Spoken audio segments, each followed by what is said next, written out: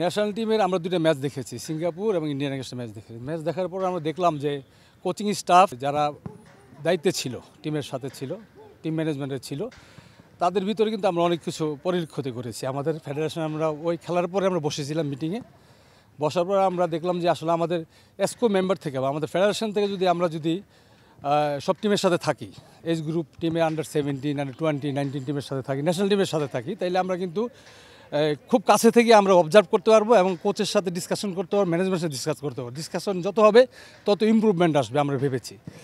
আমরা যেটা আগেই দেখেছি, দুইটা ম্যাচে অনেক সমস্যা হয়েছে টিমের, যার জন্য আমরা মিটিংয়ের সিদ্ধান্ত নিই যে আমরা একটা উপকমিটি করে দিব, যে আমরা এসকো মেম্বারের টিমের সাথে সম্পৃক্ত থাকবো এবং ওদের সব কিছুর সাথে আমরা থাকবো, সম্পৃক্ত থাকবো। যেমন ওদের ম্যানেজমেন্টের কোনো সমস্যা আছে কিনা, থাকার কোনো সমস্যা আছে কিনা, কোনো ফ্যাসিলিটিসের প্রবলেম আছে কিনা, কোচিং স্টাফদের সাথে কোনো দ্বন্দ্ব আছে কিনা, এগুলো সব ফাইন্ড আউট করে যাও। ওদের হেল্প করার জন্য আসলে আমাদের উপকমিটি করে দেওয়া হয়েছে। Coach is all in all.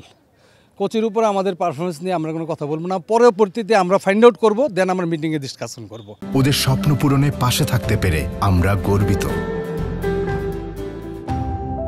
National team management কমিটিতে আমরা সিঙ্গাপুরের ম্যাচেই দেখলাম যে একটা আমাদের প্লেয়ার চেঞ্জিংয়ের ব্যাপারে দেখলাম 4 মিনিট লেট করেছে। আমাদের ম্যানেজমেন্টে যারা ছিল তাদের আমরা ফাইন্ড আউট করেছি এবং বলেছি যে আমাদের টিম কিন্তু তখন খুব পিকে খেলতে ছিল, টেম্পো খুব ভালো ছিল টিমের।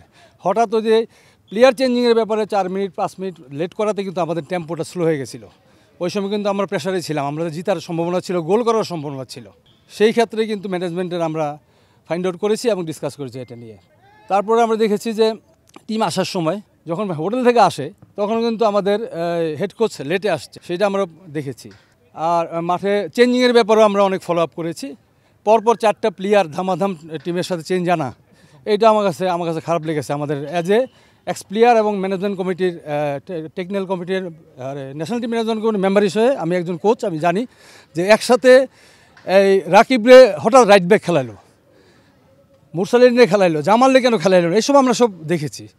আলামিনে নামানোর পরে রাকিব কেন রাইট ব্যাক হয়ে গেল, ওই সময়টা কিন্তু টেম্পো ছিল টিমের, আমরা জিতার চান্স ছিল। এবং জামালরে কেন নামাইল, জামান সেট পিসে ভুটানের এগেস্টে গোল করাইছে কিন্তু হামদারে দিয়ে। তাহলে জামান যদি ওই সময় আমরা 11টা কিন্তু কর্নার পেয়েছি, জামাল যদি তখন নামতো, তা জামাল যদি একটা সেট পিসে একটা গোল করার সুযোগ ছিল আমাদের। আমরা যেগুলো আগে দেখেছি এগুলো আমরা ধারাবাহিকতার সহিত 3টা-4টা ম্যাচ দেখার পরে আমরা ফাইন্ড আউট করে আমরা পরামর্শ দিই।